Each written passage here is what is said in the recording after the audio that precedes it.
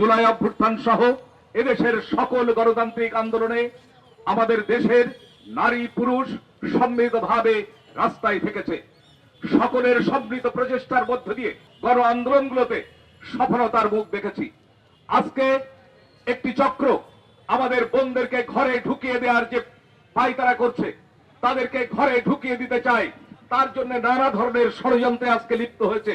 আমরা পরিষ্কার ভাষায় বলে দিতে চাই যে আজকে যারা এই ষড়যন্ত্রে লিপ্ত হয়েছে তাদেরকে উৎখাত না করা পর্যন্ত, এদেরকে এদেশের মাটি থেকে বিতাড়িত না করা পর্যন্ত আমরা আমাদের সংগ্রাম থেকে বিচ্যুত হব না। আজকে যারা হত্যা, নির্যাতন, ধর্ষণের শিকার হচ্ছে, এই রাষ্ট্র তাদেরকে রক্ষা করতে পারছে না, বরং যারা এই সমস্ত কার্যক্রমের সাথে লিপ্ত হয়েছে তাদেরকে বারবার প্রোটেকশন দিয়ে যাচ্ছে। এই স্বরাষ্ট্র মন্ত্রণালয়ের দায়িত্বে যিনি আছেন সেই জাহাঙ্গীরের পদত্যাগ চাই। মানুষের জানমালের নিরাপত্তা যে স্বরাষ্ট্র মন্ত্রণালয় দিতে পারে না, তার দায়িত্বে থাকার অধিকার তাদের নেই। এই ঈদে জামা জুতো অ্যাক্সেসরিজের ডিসকাউন্ট। আজিয়া সহ সকল হত্যা, ধর্ষণ, নিপীড়নের বিচার করতে হবে। ব্যর্থ স্বরাষ্ট্র উপদেষ্টাকে অপসারণ করতে হবে। জুলাই আগস্ট হত্যাকাণ্ডের বিচার করতে হবে।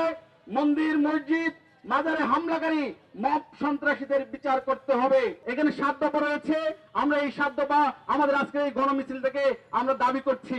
আমরা আরো দুর্বার আন্দোলন গড়ে তুলব ধর্ষণ এবং বিচারহীনতার বিরুদ্ধে, খুন সন্ত্রাসের বিরুদ্ধে, জুলাই হত্যাকাণ্ডের বিচারের দাবিতে এবং আওয়ামী ফ্যাসিবাদের যে পুনর্বাসন, সেই পুনর্বাসনকে আমরা প্রতিহত করব।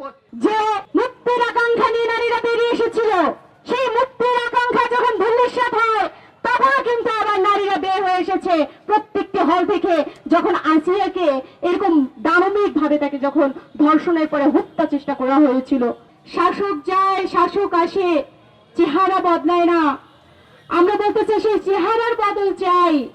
আমাদের দেশে আর যেন একটি নারী, একটি শিশু আর কখনোই কোনো এই ধরনের দানবীয় হত্যাকাণ্ড, ধর্ষণ, খুনের শিকার না হয়।